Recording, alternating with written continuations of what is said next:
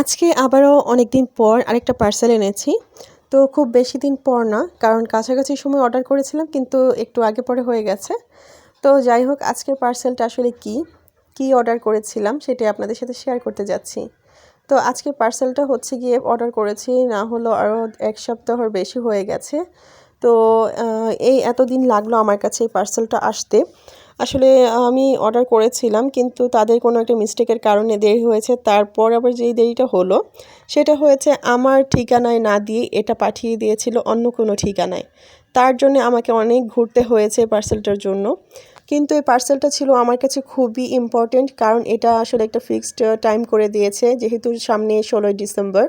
তো আমার কাছ থেকে যারা এই কাপড়টা অর্ডার করেছিল যে আমাকে কাজ করে দিতে হবে, তো তারা কিন্তু আমাকে ১৬ই ডিসেম্বরের কথা বলেছে যে তারা ওই দিন পরবে, তাদের ফ্যামিলির সবাই একসাথে পরবে, যেহেতু এটা কাপল ড্রেস।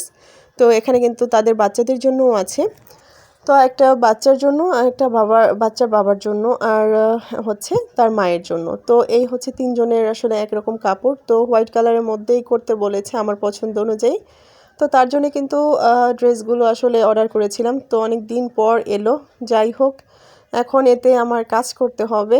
তো এতদিন যেই ঝামেলাটা ছিল যে কবে আসবে, যেহেতু আমার কাছে অনেকটা দেরি করে ফেলেছে, তাই আসলে এর মধ্যে যে আমি ডিজাইন করব সেটার সময়টা আমি এখন কম পাচ্ছি।